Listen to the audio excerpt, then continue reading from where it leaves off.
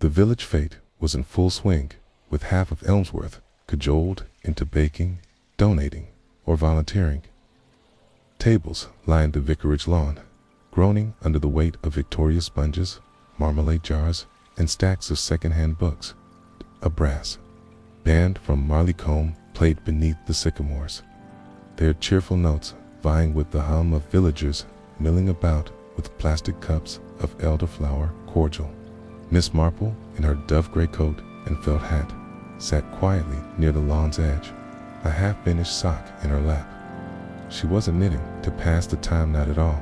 She had always believed hands could stay busy while the mind did far more important work, and her mind was very much occupied, not with the sponge cakes or the minor uproar at the bottle toss table, but with something else entirely. Earlier that morning, just before the church bells chimed 9, word had begun to spread. Something peculiar had been discovered in the village hall, which had been set up the previous night for the fortune-telling 10-10 amusement devised by Harold Fisk's niece, who had studied theater and had firm ideas about atmosphere. A shawl-draped chair, a crystal ball, and dimmed lanterns were meant to conjure mystery. But when Mrs. Dalrymple arrived at dawn to arrange the scones, she found the chair speaking, not creaking, not whistling speaking. The police weren't. Some in Elmsworth wasn't the sort of place where a talking chair at dawn warranted official reports. Still, a quiet unease spread, like a stain seeping through fabric, by 11. The incident had been woven into the fates' entertainment.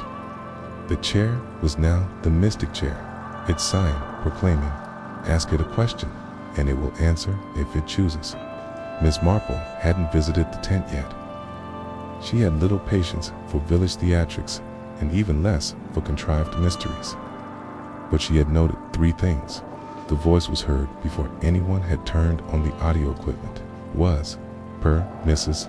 Dalrymple, a man's voice, calm, distinct, not theatrical or ghostly, and, most troubling, it is said, that wasn't supposed to happen yet.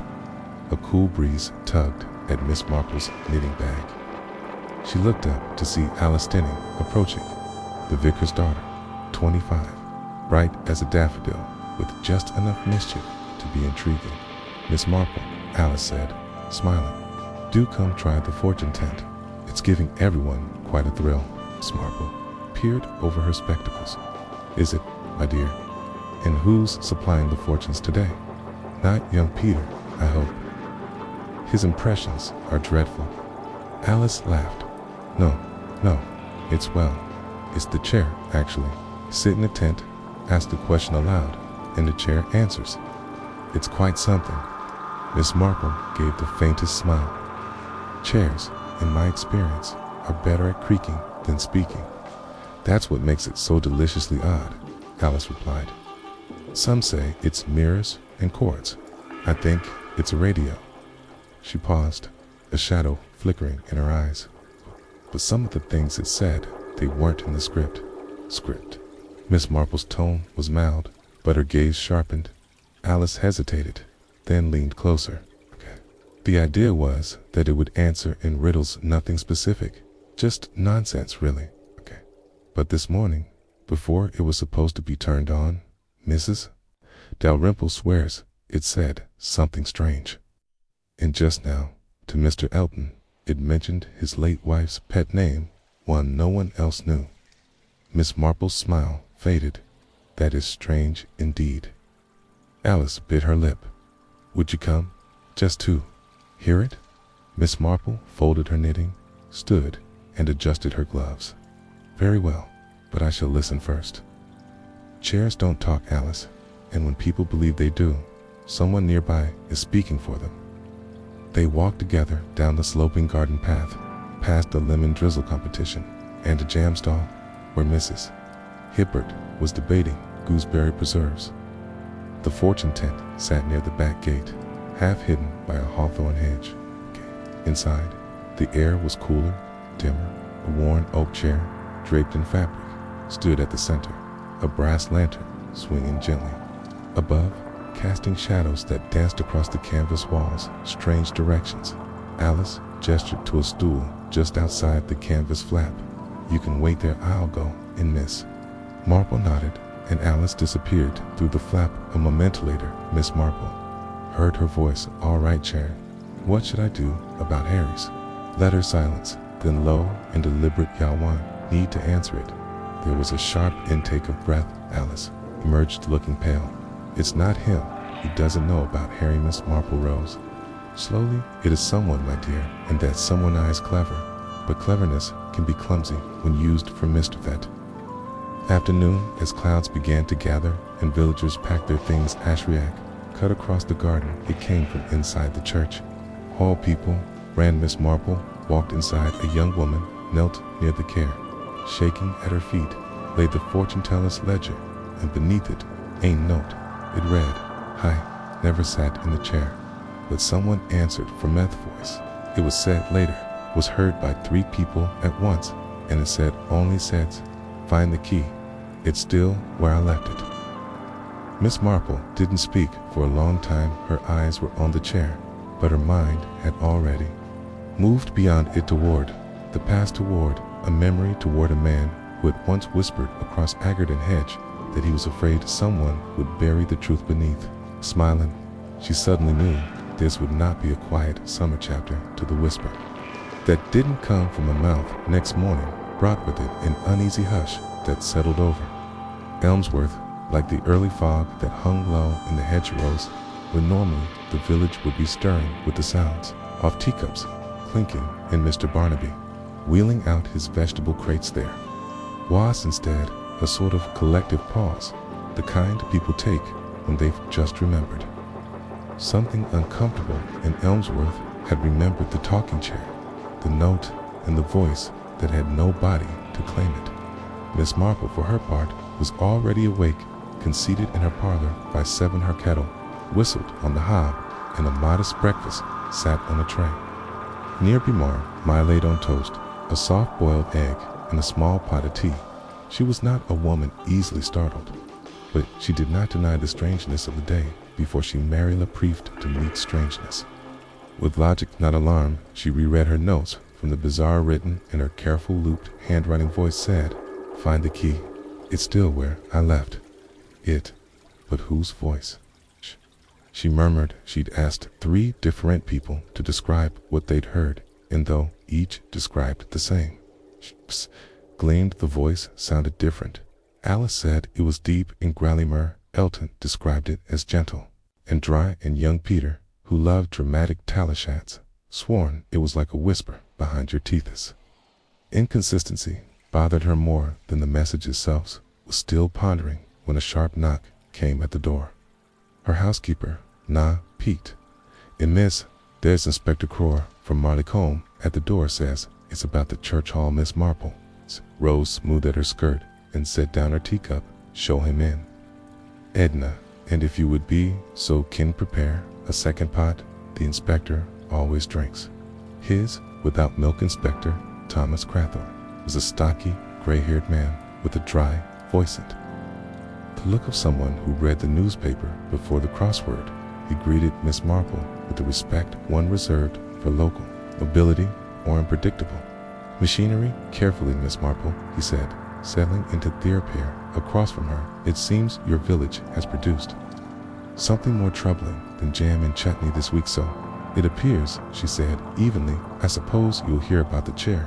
Sighed that, and the note in the voices. "The vicar called us first thing. Apparently word is spreading that Elmsworth is haunted." Miss Marple raised an eyebrow. "And what do you believe, Inspector?" "I believe Simeon has a clever little speaker and a sharper sense of drama than sense," he muttered. "But then I also know George Pellington died in that very hall 3 weeks ago, and now people say they've heard his voice." John Marple gave a soft nod. "His death was ruled natural causes, was it not?" "Indeed, old age collapsed in his care during a chess game with Reverend Denny." But she echoed the Reverend's wares. George had just stood to fetch another cushion, and yet he was found seated as though he never moved. And now we've got people claiming his voice speaks from furniture. Miss Marple poured him a cup of tea. thing to question, Inspector, is not whether a ghost spoke, but whether someone has unfinished business involving. Mr. Pellington Crew nodded slowly. That's why I came. You've known this village longer. Then in the end, any grudges? George Pellington carried Miss Marple, considered he was a lawyer, retired, yes, but not without enemies. He handled several contested wills, helped evict 3 tenants from Mr. Brackley's land, to none of whom left with warm feelings. But he also ran the chess club, donated to the choir, and was thought highly of in the parish. So you're saying, I'm saying that. For Pellington was the kind of man who didn't upset anyone quite enough to get stabbed in the alley, Miss Marple said, calmly. But perhaps enough to be removed, be subtler, means the inspector looked thoughtful, and Marple took a sip of her tea and added, and I would like to see the ledger Theon found beneath the chair. Yes, it wasn't from the fortune tent that belonged Kidto. George, I recognize his handwriting. Crathorne blinked, you're certain quite. I borrowed a copy of his notes on the 1919 Boft dispute, once same slanted G's. In the same habit of writing in pen, but correcting in pencil, the inspector set his cup down and leaned forward. Then you believe the message was real tight. George, or someone pretending to be him, left that note for us to find. I believe, said Miss Marple, that whoever arranged the voice wanted to be noticed, which is dangerous, because people who want to be noticed usually make mistakes. Thing was a knock at the door again, and Edna entered with a ledger in hand. Inspector asked that it be brought here. Directly, she explained, from the Reverend Miss Marple, opened it carefully. The pages were thin, the ink faded, most oft writing concerned chess scores and parish committee notes, but there tucked between 2 pages about roofing repairs was a single folded sheet. She opened it slowly. Inside was a short note in Tillington's hand. If anything happens to me, look under. The bishop. Miss Marple stared at it. Do you play chess, Inspector? Badly? Well then, I suggest you pay a visit to the vicarage chess set by afternoon. The entire village was buzzing again.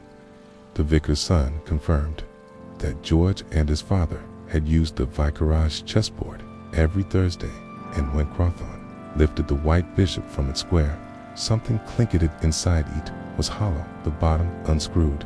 Inside was a key, no tag, no explanations, a single, old-fashioned brass key with teeth like a wolf's smile. Where does it go? Crawthorne asked Miss Marple looked out the window. That, Inspector, she said, is the question someone desperately hoped would ask after 3. The key that fit nothing yet. The key sat on Miss Marple's side table, as though it had grown roots there. It gleamed faintly in the morning. Light brass, old, a bit oxidized near the teeth. It wasn't large nor ornate, but it carried an undeniable weight, not physical, but psychological, the sort of weight that came from the inch-now. Objects become heavy when they're connected to secrets, and Miss Marple had a particular suspicion. This one was connected to something Zomion had desperately tried to forget. Inspector Crawthorne had agreed to Leveth Key with her only temporarily. He was a pragmatic man, but he wasn't foolish. Miss Marple's instincts had outpaced more than a few official investigations. Truth be told, there was something about this entire affair that made even a seasoned officer hesitate. So it came from a chess piece. Shimmer mirrored a loud knitting, needles still in hand, but unmoving Bishop, no less. Georgia Pellington may have been many things, but he wasn't careless hiding a key like that. It means he was afraid. She had seen fear in many forms. There was the sharp panic of the newly bereaved, the quiet tremble of women in post-war Britain who had lost brothers, husbands, and sons. But there was Anna Thurkind, the kind that walked hand in hand with guilt. She suspected that Georgia Pellington had been afraid of something deeper than death. Around midday, she wrapped the key in an embroidered handkerchief and slipped it into her hand bath. Air outside was crisp and dry, and the chimneys along Pellington enough smoke that smelled faintly of coal and old lavender police. Made her way to the vicarage, first, not for answers, but for the setting she needed to retrace the path George would have taken on the day he did had come here. Every Thursday tea with Reverend Denning, then chess, then a short walk home through the churchyard. That final Thursday had been no different, or so it had seemed. Reverend Denning greeted her at the door, flustered and speckled with flour mist. "Marple, forgive the appearance. I've just been attempting a batch of hot cross buns then. I arrived at exactly the right time," she said with a smile. "I won't take much of your morning. Reverend Ironley want to ask 1 or 2 questions about Mr. Pellington's last visit." He gestured her into the sitting room where the chess set still sat on the sideboard board, half assembled. A bishop conspicuously missing. "I can't believe we never noticed the piece was hollow," he muttered, handing her a cup of tea. "He must have had it altered, tell me, about that final game," she said gently. The vicar sighed. "We played as we always did." He arrived just before 5, brought those awful aniseed biscuits. He loved wet plate for nearly an hour. I thought he looked tired, but not unwell than just. A.S. was about to make a rather good move check. Actually, he put his hand to his and sat down again. Quite suddenly, he didn't speak simply. Closed his eyes. Miss Marple listened carefully, every word tucked away in that mental filing system of hers. Did he say anything unusual before that? No. Though, now you think of it, he did seem distracted, not nervous. Exactly, but his mind was elsewhere. I assumed he was thinking about the church's donation. It's committed. Just agreed to revise a few financial documents, Miss Marple nodded slowly, and no mention of a key, a box, anything of that sort and thing, she thanked him, refused the buns politely, and left with a faint frown between her brows. Her next stop was the solicitor's officia, small, 2-room affair above the butcher's, now managed by young Colin Hargrave, who had taken over after the George Pellington's retirement. She found him elbow deep in paperwork and dust. "Miss Marple," he said, blinking behind round spectacles. "What a surprise. You've not come to update your will, have you?" "Not just yet," she said tritely, "though I may be forced to if this mystery continues him hereabout." Mr. Pellington Collins' smile faded awe, a sad. Lassie may have been difficult, but he was a sharp mind, taught me much. Did he ever meant Suana? Safe? Or perhaps a locked drawer cabinet? Something private? The young man lined back. He had a cabinet. Took it with him when he retired. Said he did trust anyone else with its contents. I assumed it was full of old paper stone. You know where he kept it? Colin hesitated. No, but he lived alone, didn't. If he still had it, it must be in his house. Miss Marple thanked him and made her way to Primrose Lane, where Pellington's cot still stood. The house had not yet been sold. His nearest living relative was a niece in Dorset, and probate was crawling along as it always did. She peered through the gate, taking in the neat little garden and the curtains drawn tight against the sun. She had known George Pellington by sight for decades. His stiff gait, his habit, app-checking, his watch when speaking to someone he disliked, his fondness for walking alone at dusk. But now it was his absence she felt most of the key. Filtivier in her pocket. Later that afternoon, Inspector Crane met her outside the property. She handed him the key. "I believe this fits some of things. Sigh," she said, "and I believe it will tell us more about what George feared." Crane was skeptical, but followed her into the house, unlocking the front door with Constable Spare. Set the air inside was still faintly scented with old tobacco and lemon oil. They searched for over an hour. Drawer shelves, cupboards, nothing, until in the study, beneath the threadbare rug, Miss Marple tapped the floorboard with the tip of her shoe and heard a hollow echo here. She said quietly. Crather knelt, pried up the board, and revealed a flat iron box. Its key fit inside a stack of envelopes tied with thread string. A journal worn at the spine and a faded photograph. 3 men and 1 woman standing before a house that no longer existed. George Pellington was one of the men. The woman's face had been scratched out. Crathorne looked at Miss Marple. "What on earth is us?" This, she took the journal, flipping to a page marked with a pressed violet. The entry read, "Kept a secret, shouldn't have, it's coming back now." The voice in the chair that was only the beginning. Miss Marple exhaled slowly. We aren't just dealing with a prank, Inspector, she said softly. This isn't about tricks, it's about something George buried long ago. Craythorne looked at the scratched photo again, and someone else added, doesn't want us to dig it up, chapter. For the woman with no face, the scratched out photograph lay under the lamp in Miss Marple's parlor. The woman's absurd features catching the light like a wound. 3 men remained untouched, faces intact, youthful, proud, and frozen in time. But the woman, whoever she had been, was nothing more than a silhouette where a face should be. Simeon had taken great care to erase her. Not hurriedly, not in a fit of anger, but deliberately, even patiently. And yet Miss Marple, with her long, memorient, sharper mind, recognized 2 of the men in the photograph without needing to read the pencil date on the back. 1947. George Pellington was unmistakably thinner, cleaner shaven, but unmistakably him. The second man was Patrick Rentrians, a schoolmaster of Elmsworth before his sudden departure to the north. Third man, she didn't immediately know. Tall, angular, with a faint stooped dude. Didn't match his confident smile. And the woman, or rather, the absence, offered a mystery of a face. Hidden from memory, was to Miss Marble's mind far more unsettling than a name unknown. A stranger could become familiar with time, but someone deliberately removed that spoke of something darkish, folded the photograph gently and placed it beside George Pellington's journal, which now sat open to its final pages. The entries had grown shorter, more erratic, and the weeks before his death online stood out. I hear her voice sometimes, the one who never forgave user. Perhaps it's my own guilt echoing back that same evening.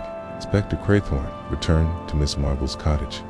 He wasn't more rumpled than usual, his tie slightly askew, his usual brisk manner dulled with frustration.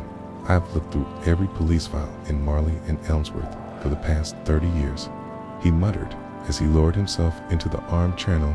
Unsolved murder, no suspicious disappearances involving a woman in that time frame, and yet said, Miss Marple, we have a key, a hidden box, and a face removed so precisely that it could not have been done in carelessness. Grenard rubbed the bridge of his nose.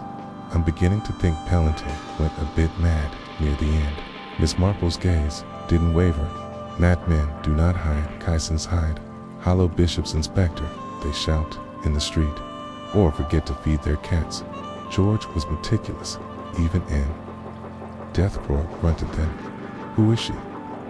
Miss Marple poured him a cup of tea before answering. I remember the summer of 1947. It was terribly hot. The post-war rationing had lightened just enough that Elmsworth began to return to color again. That was the year a certain woman came to the village, a stranger, unusually well-dressed for the countryside, stayed at the Fernley guest house for nearly 6 months. Quiet, little ways, wore gloves. Craythorne looked up. What was her name? I can't recall. That's the thing. No one really got to know her, but Piopla noticed how Miss Marple stirred her tea, by how little Shervilled. She spoke to no one, but the grocer and the postmistress walked the fields alone, and yet, as I recall, 3 young men took quite the interest in her. George Pellington, Patrick, Carey, and a third, whose name escapes me, perhaps thievery man in the photograph. So we think one of them think they were all involved in something that went wrong, or perhaps something went wrong to her, and now someone's trying to send a message from beyond or more. Clee, pretending Craythorne sipped his tea, frowning. So someone wants this woman remembered, or very precisely, not remembered. Miss Marple countered. That photograph wasn't meant to be seen again. George kept it because he couldn't bring himself to destroy it, but someone, perhaps even Henchard, her face was removed. Craythorne sat back in his chair, thinking. Go look into Patrick Rentry, he said at last, see if he's still alive. Anthega's house, Fernley, you said, closed in 1959, burned down, but the owner's daughter still lives. Nearby, Dora Litchfield. She has a memory sharper than a butcher's blade.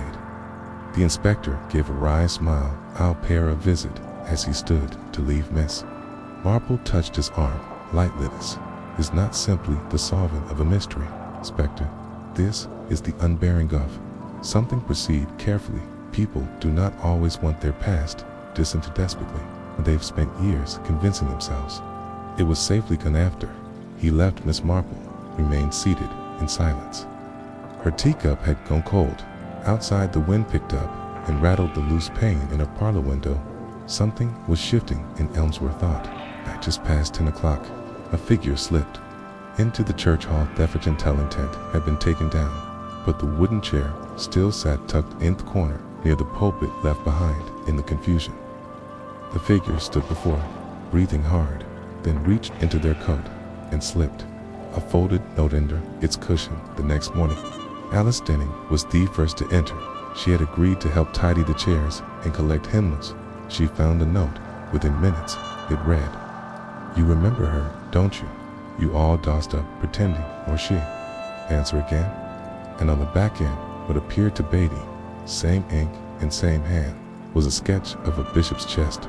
Peace, Miss Marple received the news before breakfast. By the time the sun touched the cobble lane outside the bakery, the entire village had heard.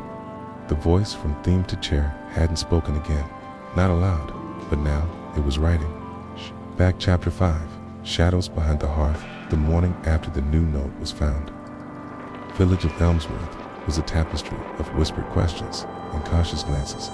The old cobblestones, usually steady beneath the feet of the early risers, seemed to carry the weight of unease. Miss Marple sat by her window with a steaming cup of tea. The note carefully unfolded beside her. The handwriting wasn't mistakable. A careful script, deliberate and measured over, had written it, knew precisely the effect it would have. She recalled the words again. "You remember her, don't you? You all do stop pretending." Or Sheilan's were again, a threat veiled in a reminder. Her thoughts drifted to the bishop chess piece, the hollow key, and the erased woman in the photograph.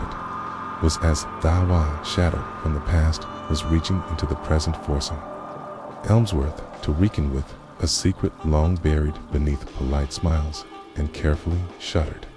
Window's reverie was interrupted by a knock at the door. Edna entered quietly, holding a folded newspaper. "Miss, the inspector wants you to see this." Miss Marple folded the paper, eyes skimming the headline, mysterious notes, and voice shout. Elmsworth Village Hall. The article was as much speculation as fact, quoting a few nervous villagers and hinting at superstition. Miss Marple sighed. The kind of trouble such stories invited was seldom productive. Later that morning, she walked to the vicarage to meet with Reverend Denning and Alice. The vicar was already uneasy, a man who preferred certainty, found none in the recent events. "Miss Marple," their variant began, "I fear the peace of this village is unraveling." Peace is often a thin veil, she sighed softly, especially when history is involved. Ellis handed her a small envelope. This was slipped under the church door last night. No signature inside, was a faded photograph of the woman, the very same whose face had been scratched out this time. The image was clearer, showing a young woman with sharp eyes and a defiant expressionless. Marple studied it carefully. She was real, and someone wanted to erase her. But past insists on being remembered. Reverend Denning shook his head. "Huck, want this mystery revived after all these years? Taught is what we must discover." Miss Marple replied. The afternoon brought a visit from Dora Litchfield, the daughter of the friendly guest house owner. Her presence was like a fresh breeze, carrying memories both vivid and painful. "I remember her well," Dora said, settling into the parlor with a grace that belied her years. The woman, wascalled Evelyn Harcourt, came to Elmsworth. In 47 stayed for 6 months, quiet, kept to herself mostly, but there was something about her that made people uneasiness. Marple nodded, and the 3 men in the photograph, de Pellington, Patrick Connery, and a local farmer named Samuel Green, they were all involved with her, though not exactly publicly. Dora's voice lowered. "Evelyn Way's expecting a child. None of them knew it was the biggest scandal the village ever spoke of." "Do you know what happened to her?" Miss Marple asked gently. Shetta Sappert. "One night, just vanished. Some say she ran away. Others whispered darker things." Miss Marple felt a familiar chill secrets, like these had a way of clawing back that evening as the village settled. Miss Marple sat by her fire, the pieces of the puzzle laid out before her, that talking chair, the hidden key, Evelyn. Harcourt's story, all threads woven into a tapestry of fear, betrayal, and silence. She knew the next move belonged to her, chapter 6, secrets buried beneath the floorboards. Following morning dawned, cold and gray, a mist curling like smoke around the rooftops of Elmsworth. Miss Marple sat at her writing desk, a letter half penned, when a sharp knock came at the door. It was Inspector Gray, his face more serious than usual. Miss Marple, I've spoken with Samuel Green. She guessed your name inside. And what did he say? He was reluctant at first, still haunted by the past. I think, but he agreed to meet tomorrow at the old mill. Miss Marple nodded, thoughtfully. Good. The mill has long been a place where many secrets over tea tray filled her in. Samuel remembers Evelyn as distant but determined. She spoke often of starting a new, far away from Elmsworth book. She confided in him only once about a letter she feared would ruin her. Letter. Miss Marple's fingers tightened around her cup. Do we know if it still exists?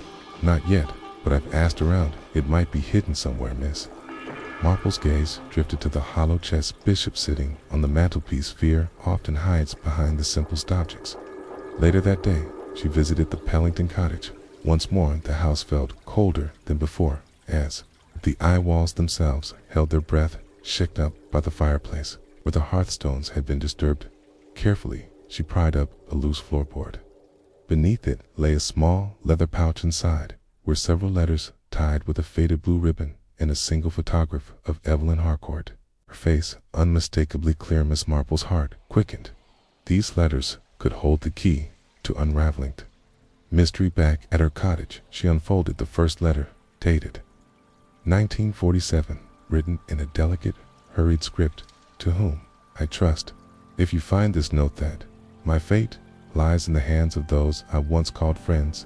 Beware, the silent side is the loudest cry. Her mind raced. Someone had silenced Evelyn decades ago.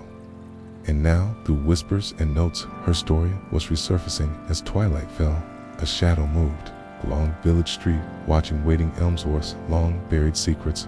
We're waking up. Chapter 7. The letters whispered.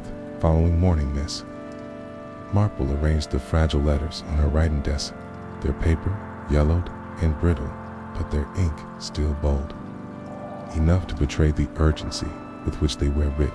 She had spent the evening reading them by candlelight, each page and tins revealing Evelyn Harcourt's growing desperation and isolation. Her handwriting wavered only once in a hastily scrawled postscript.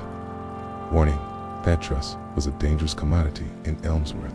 The phrase repeated throughout the letters was clear. Beware of those who smile the widest. Miss Marple folded the letters.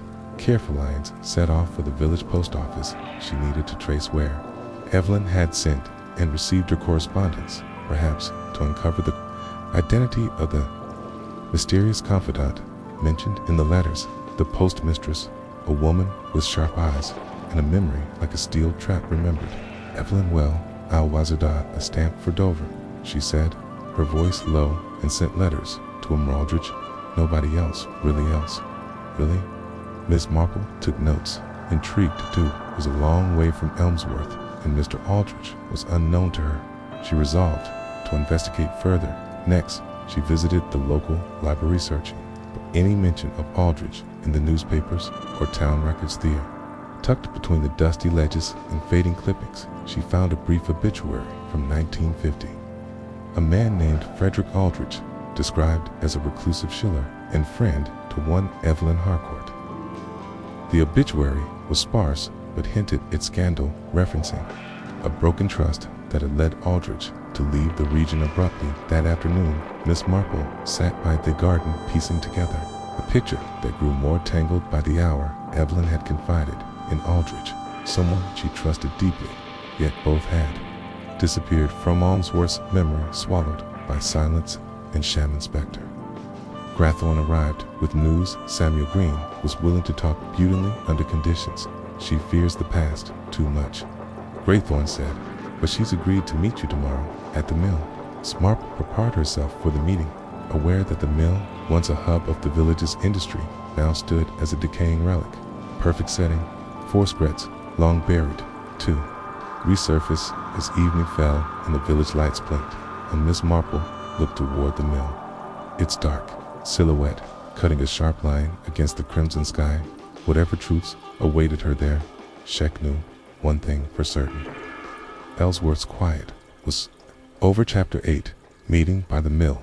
The mill stood at the edge of Elmsworth, like a forgotten sentinel, its once proud timber frame weathered and scarred by decayed soft wind and rain. Ivy clung stubbornly to the stone walls, and the great wheel, long since stopped, leaned crooked against the side like a broken promiscuous. Marple approached cautiously, the gravel crunching beneath her sensible shoes. Inspector Graythorne followed behind, his brow furrowed, but his usual skepticism softened by the weight of the mystery. Waiting near the old loading dock was a woman, middle-aged but with eyes dazzled, the flicker of a youth worn thin. By time her shoulders were wrapped in a faded shawl, and her hands trembled slightly as she stepped forward. Screen. Miss Marple asked gently. The woman nodded, swallowing hard. Yes, I'm your sister. I'm glad you agreed to meet Miss Marple said kindly. There are questions only you can answer, Miss. Green glanced at the inspector nervously before speaking. Samuel told me he's been carrying a burden too long about Evelyn, about what happened back then. Miss Marple waited patiently as Mrs. Green's voice lowered to a whisper. If it was more than just a visitor, she was someone who came with hope, but she was trapped by the men who thought they owned her fate. Owned. Crore. Prompted. Merce. Green nodded. She was expecting a child. None of those men would admit it. Bet. She told me they promised to keep it quiet, to protect her. Miss Marplex changed a glance with the inspector. Did they? Mrs. Green's eyes filled with tears. No. The night she disappeared, she confronted them, said she would embezzle onto Samuel, wanted to help, but fear stopped him. Do you know what happened at that night? Miss Marple asked softly. No one knows for sure. There were whispers, an accident maybe, or something worse, but the village buried it quickly. No one wanted the scandal. Miss Marple folded her hands, and the letter she feared. Merce Green shook her head. It vanished, but Samuel believed it. Held the truth, that key to what really happened. The inspector sighed. Then, our job is to find that letter. Mrs. Green nodded. Be careful, some still guard. Stepped past like a rabid dog as the sun dipped below the horizon, casting long shadows over the mill. Miss Marple felt the weight of those words settle over her. The past was a place where light struggled to reach, and the darkest secrets often thrived in silence, but silence was breaking, and Elmsworth would never be the same. Chapter 9 echoes in. The attic rain began in the early hours of the morning, soft at first, then growing steadily until the village of Elmsworth was wrapped in a gray curtain of drizzle. Miss Marple sat by her window, the faint patter against the glass accompanying her thoughts like a whispered reminder of time's relentless flow. She had spent the previous evening reviewing the letters and talking with Mrs. Green at the mill, and now her mind was piecing together the delicate threads of a story stretching back decades. Evelyn Harker had been more than a visitor. She had been a woman caught in a web of promises and betrayals, her fate entwined with 3 men who had long since buried secrets beneath a veneer of village respectability. Secrets, Miss Marple knew, had a way of resurfacing when someone was determined to speak. Her gaze shifted to the photograph with the scratched-out face lying beside the worn chest. Bishop. The mystery depended with each revelation, but one thing was clear. The truth was closer than anyone realized. Later that morning, Miss Marple received a call from Inspector Graythorne. We found something in Pellington's house, he said, voice low and urgent. An attic sealed off for years. Curiosity piqued. Miss Marple joined the inspector and a small team of officers at the cottage. The front door creaked open to reveal rooms frozen in time dust moles dancing in the muted light in the attic behind Alu's panel. They uncovered a small wooden box, its surface worn and cracked. Inside were more letters, photographs, and a diary bound in faded leathermas. Marple carefully opened the diary, the pages revealing George Pellington's brief thoughts. His words spoke of guilt, fear, and a desperate hope to protect someone whose identity he never fully disclosed it. Entries mentioned late-night meetings, whispered arguments, and a plan to keep a secret safe, no matter the cost. Inspector Cray frowned. It sounds like George was trapped in a web he couldn't escape. Miss Marple nodded. And that web has ensnared Elmsworth, as well as the rain continued to fall, washing the village clean. Miss Marple felt the weight of the past pressing down the care that spoke the letters, the vanished woman. They were all part of a story that was far from over, and somewhere in the shadows, the voice was waiting to speak. Again, Chapter 10. The whisper behind closed doors. The village of Elmsworth awoke beneath a skyster with pale gold and gray, as if the very heavens hesitated to fully embrace the new day. Miss Marple sat in her favorite chair by the window, a fresh pot of tea steaming quietly on the table beside her. Yet, despite the calm morning, the undercurrents of unease throned through the village streets, like a barely audible whispers had spent the early hours poring over George Pellington's diary, each page a fragment of a man burdened by secrets he could neither confess nor escape. His words painted a picture of tension meetings in hushed rooms, alliance forged and broken, and a pervasive fear that something irrevocable would come to light. A knock at the door pulled Miss Marple from her reverie. Inspector Crathen entered briskly, his expression grave. Miss Marple, we've had a report. Someone away seen entering the church hall late last night. She raised an eyebrow again. He nodded. A caretaker spotted a figure moving near the hall after midnight. No one else is supposed to be there. Miss Marple's mind raced. The church hall had become a nexus of mystery. The fortunate link tent the hidden notes, the voice from the empty chair. Now, someone was drawn back to that place under cover of darkness. We must visit, she said, reaching for her coat at the hall. The air was thick with the scent of damp wood and old stone. The caretaker greeted them nervously, his eyes darting towards the shadowed corners. He didn't stay long, the caretaker said, voice trembling. Just stood by the chair, then left before I could get closer. Miss Marple approached the chair, nose stripped of its shawl, and ran her fingers over its warm surface. Seemed impossibly ordinary, a simple wooden chair, yet one that had somehow become a vessel for voices. Long silenced. Inspector, she said softly, this chair has become more than furniture. It is a symbol, a reminder that the past will not remain quiet. As they examined the hall, Miss Marple noticed a faint mark near the baseboard, a scratch almost imperceptible. Someone has been here before us, she murmured, crouching to inspect a Crathon shown. His torch along the wall could be a sign or a warning. Mystery deepened with each revelation. Someone in Elmsworth was desperate to keep the past buried, and willing to return to the shadows to do so.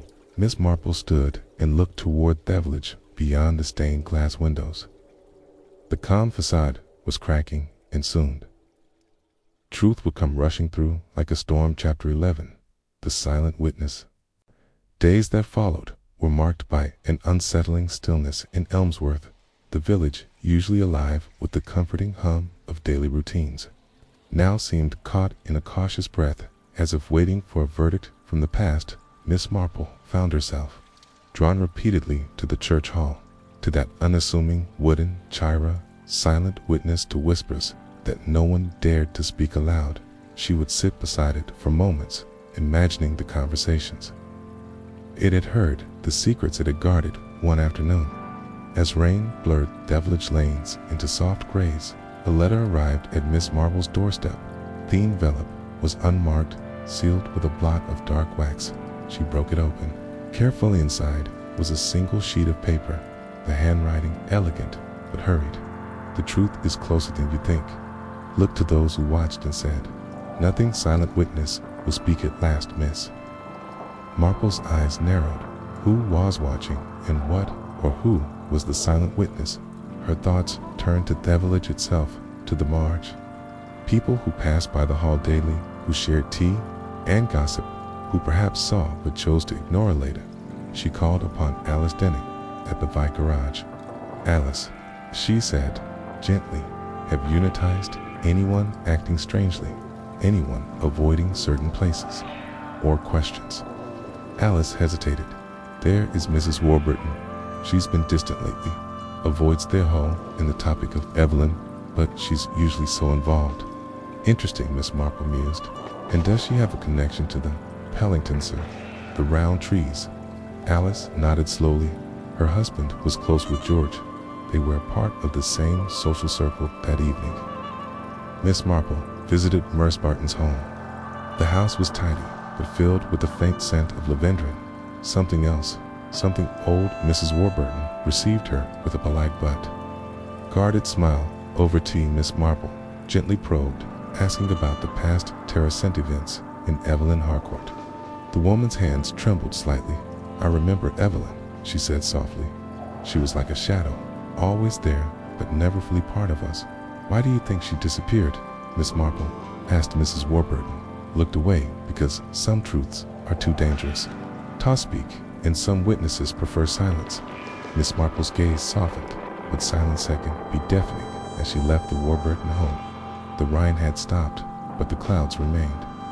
Heavy, as if reluctant to release their burden, Elmsworth's secrets were stirring, and the silent witness was prepping to speak. Chapter 12. The clock that ticked to lute Elmsworth's days grew shorter. In the evenings, carried a chill that crept into the bones of the oldest cottages and the newest visitors alike. Miss Marple often found herself awake long after the village had fallen silent, the soft ticking of her grandfather clock marking each second with a steady insistence that somehow echoed these skirts. Waiting to be uncovered, that clock had always been a comforting presence. But lately, its ticking seemed louder, almost accusatorious, if reminding her time was running out one morning as a pale sun struggled drought, heavy clouds. Miss Marple received a visitor, unexpected but not unwelcome. It was Judith Greenway, the school mistress, known for her keen intellect and quiet discretion. Miss Marple. Judith began settling into a chair with a stack of papers. "There's something you should see. I found these among the old school records." She handed over a bundle of letters and notes, yellowed with age, but carefully preserved. Miss Marple recognized George Pellington's handwriting. Immediately, there were letters between George and Patrick Crintry, filled with veiled references, and coded language mentions of Thipperdon, the promise, and a deadline that must not be missed. Miss Marple's eyes narrowed as she read. It was clear the two men were entangled in something far more complicated than a simple village scandal. There was urgency, fear, and a shared secret that neither dared to fully expose. Judith added, "There was also this." Shep produced a small, delicate pocket watch with an engraving on the back, "To Evelyn, my time, heal what words cannot." Miss Marple turned the watch over in her hands thoughtfully, a symbol of hope, or a reminder of a promise broken. Time skimmer mirrored. It's often both friend and foe. That afternoon, a strange knock interrupted her musings. On the doorstep stood a young man, unfamiliar with ice harp and weary. "My name is Thomas Aldrich," said, "and I believe I have a connection to Evelyn Harcourt." Miss Marple invited him inside. Curiosity to Thomas explained that he was the grandson of Frederick Aldrich, the man mentioned in the obituary, and had come to Elmsworth to uncover the truth behind his grandfather's departure and Evelyn's disappearance. "Whatever you'll find," he warned, "some things are better left buried." Miss Marple smiled gently, "And sometimes, Mr. Aldrich, the truth is the only thing that can set us free." The clock ticked on the village, held its breath, waiting for the next piece to fall. Chapter 13. The Forgotten Gardante. Next morning, under a sky stir with delicate pinks and grays, Miss Marple found herself standing before a wrought iron gate entwined with wild ivy. Beyond it lay the remnants of the garden at firmly once a place of laughter and bloom, now overgrown and forgotten the moss.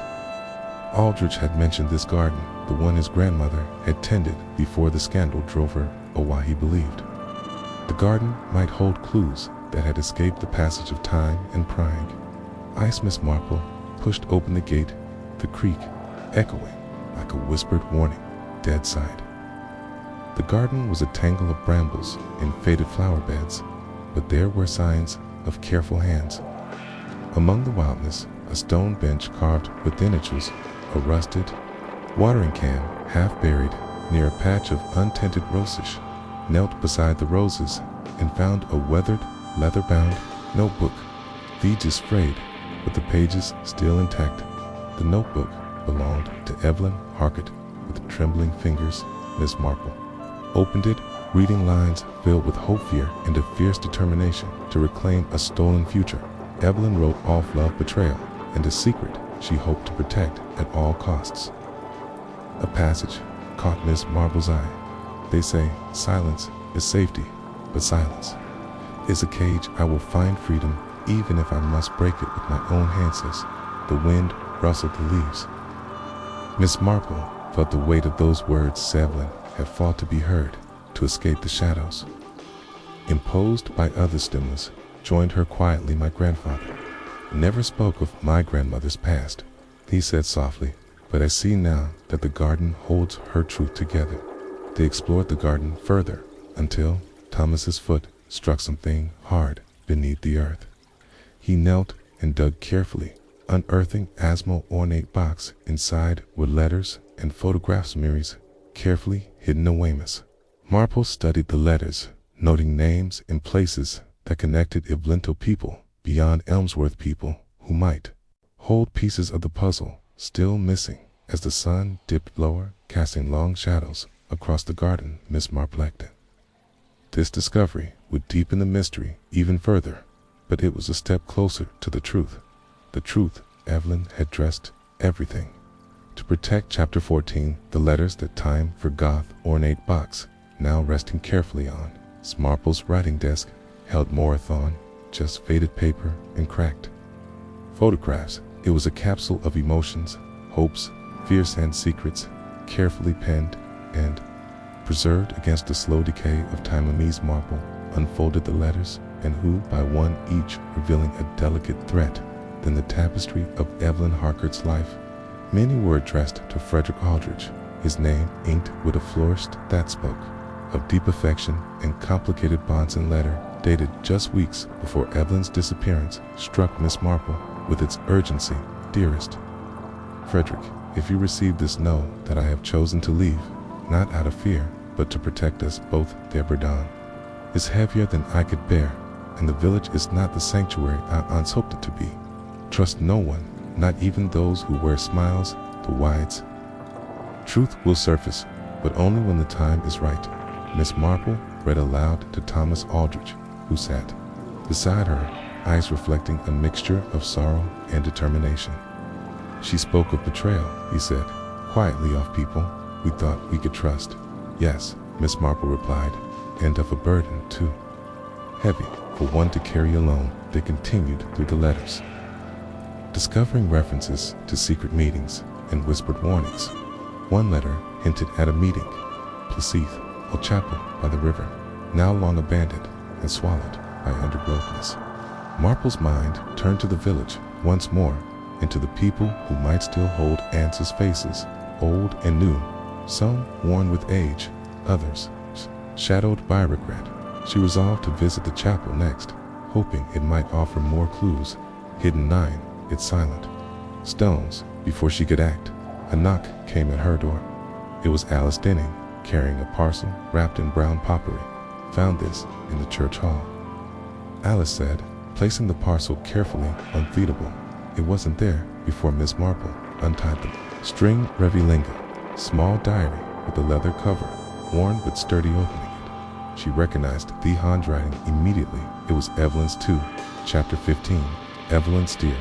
The moment Miss Marple's fingers touched the worn leather cover of Evelyn's diary, a profound stillness seemed to settle in the room. The diary, despite Its modest size felt like a portal, a direct link to the woman whose voice had echoed through the years, still seeking to be heartless. Denning stood quietly by the window, her gaze distant but attentive as Miss Marple carefully turned the fragile pages. The diary was a mosaic of thoughts and memoirs written in Evelyn's distinctive flowing scripted, began with hopeful entries about her rival in Elms were the dreams of a new life away from shadows that haunted her past.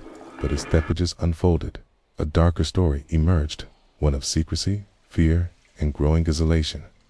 Evelyn wrote of her relationship with George Pellington, Patrick Rentry, and Samuel Green, a tangled web of affection, obligation, and unspoken betrayals. Confessed her fear of what would happen if her secret child was discovered, and the pressure to keep silent despite the growing weight on her shoulders.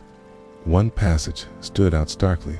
I am trapped by promises I cannot keep, in lies I cannot tell. The truth is a dangerous thing here, and those I trusted most are the ones who fear it most. Miss Marple's heart tightened. Evelyn's words revealed not only the external threats she faced, but also the internal battle of a woman striving to protect what little she had left. Alice asked softly, "Do you think she was trying to warn us through the chair, the letters, the notes?" Miss Marple nodded slowly. "Yes, her voice is carried by more than sound. It's carried by memory and longing. She wants us to understand what happened. Need us." They read on the diary, hinted at a final confrontation, a night when Evelyn planned to reveal everything, only to be silenced forever. The room seemed colder, shadows lengthening as if the past itself was reaching across time. Miss Marple closed the diary gently where it closed now. Alice, closer than ever outside the wind, stirred the trees, whispering secrets that had waited too long to be told. Chapter 16, Shadows of the Past. The sun had dipped below the horizon, casting long, twisting shadows over Ellsworth as Miss Marple and Inspector Crathorne convened in her cozy sitting room. The atmosphere was heavy laden with the weight of truths uncovered and the unspoken fear of what yet remained hidden.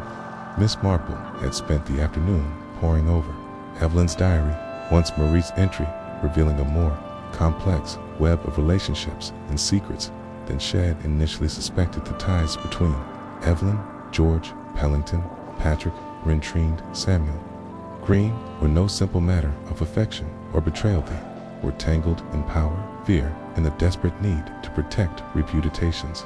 Sensepert.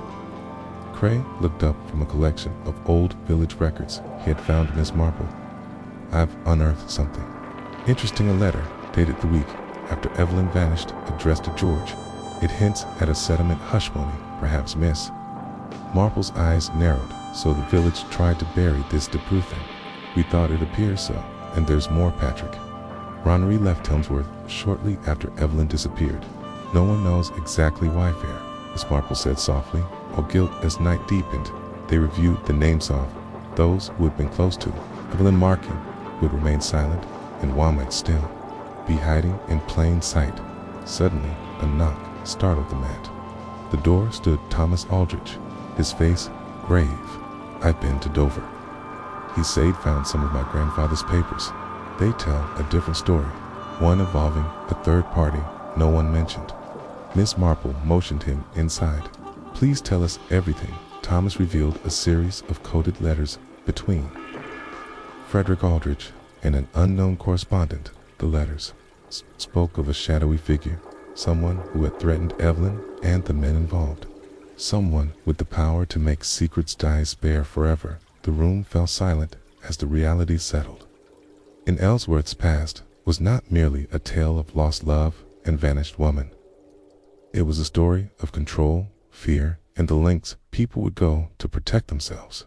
Miss Marple stood her resolve firm. We must find this shadow, only then will Evelyn's voice truly be heard.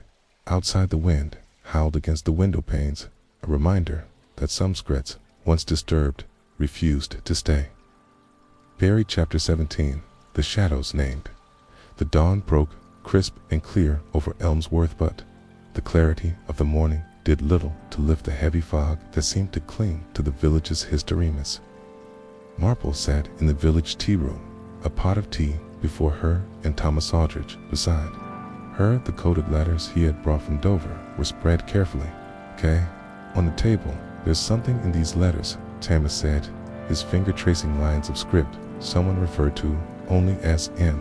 Name whispered, but never spoken aloud.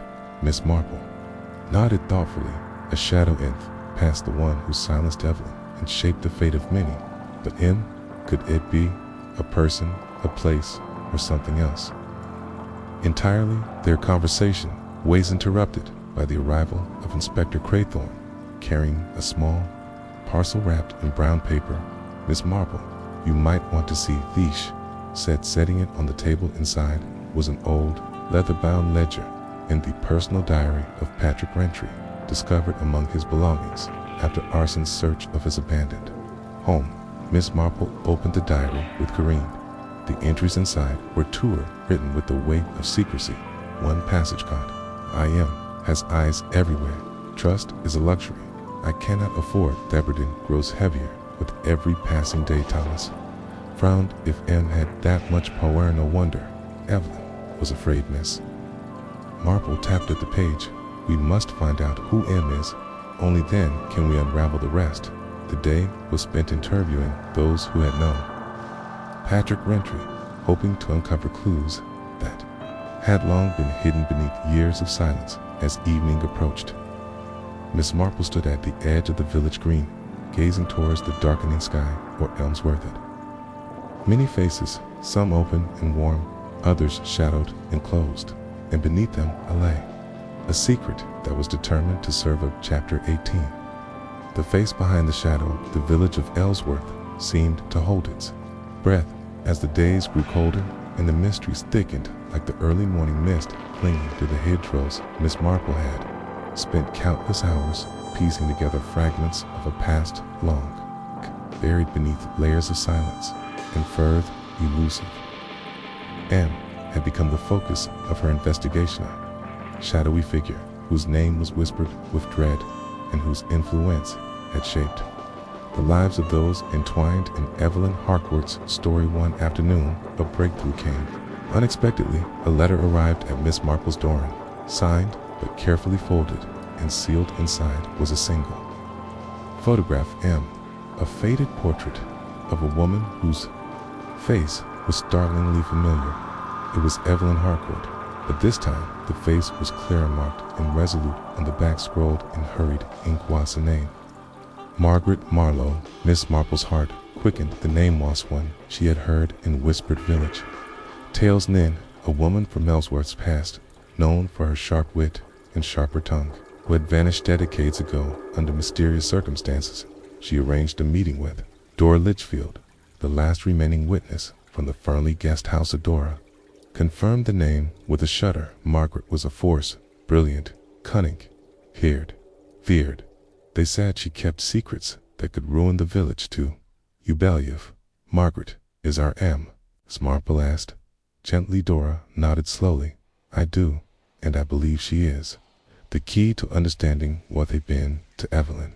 Armed with this revelation, Miss Marple prepared to delve deeper into Margaret Marlowe's past, determined to unearth the truths hidden beneath decades of silence. As night fell over Elmsworth, the village fell smaller, the shadows longer ran, the past ever closer. Chapter 19.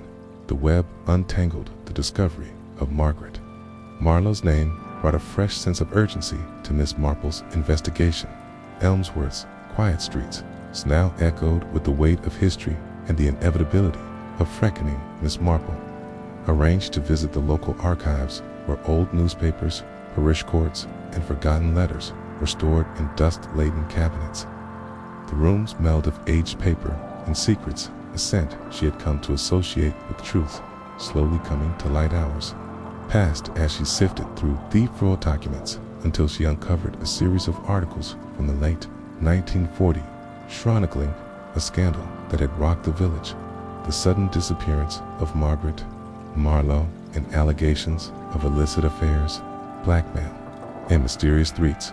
One headline caught her eye. Elmsworth whispered scandal, a tale of love and lies.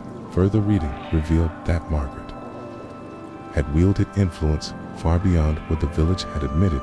Publiclish was said to have controlled the lives of many, including George Pellington and Patrick Rentry, through a combination of charm and fear. Miss Marple felt a chill the village had been under.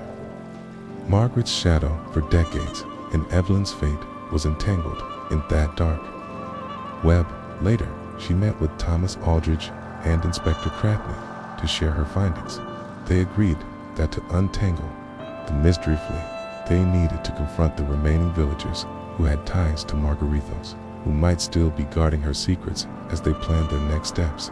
A sense of inevitability settled over them. The web was vast, but every thread lead back to Margaret Marlowe. Miss Marple looked out the window. The village bathed in the pale light of dawn. Soon the silence would be broken, and Elmsworth would finally face the truth. Chapter 20. The chair's last answer, the final pieces of the puzzle, fell into place as Miss Marple gathered the key players in the village hall, the very place where the mysterious chair had first spoken. The room was filled with a hush, as if the walls themselves were eager to heart. Truth laid bare after decades of silence. George Pellington's niece, Thomas Aldridge, Inspector Craythorne, and a handful of villagers whose lives had been quietly shaped by the past were seated before her. Miss Marple's calm presence commanded attention. Her eyes, bright with the steady light of clarity, she began by recounting the story. Evelyn Harcourt's arrival, the secret she carried, been entangled in her fate, in the shadow cast by Margaret Marlowe's influence had reached deep into the village's heart. The voice from the chair, Miss Marple said softly, was not a ghost, but a plea, a reminder that truth cannot be silenced. Forward.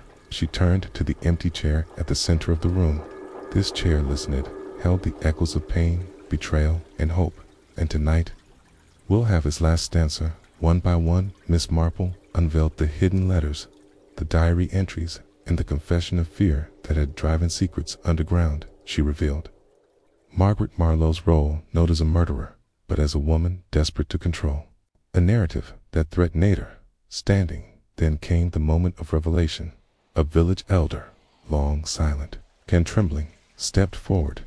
His voice broke with emotion as he admitted to a long-kept truth. The night Evelyn disappeared was marked by a heated argument, a tragic accident, and a pact of silence born from fear and loyal tiders. Welled as the village confronted its past, the lies, the omissions, and thalive that had been overshadowed by shame. As the assembly dispersed, Miss Marple sat in the chair once more, her fingers resting lightly on the worn wood. Voice may be silent now, she whispered, but the story will live on. A reminder that even the quietest of whispers deserves to be heard outside. The first stars glittered in a clear sky, and Elmsworth breathed a little easier.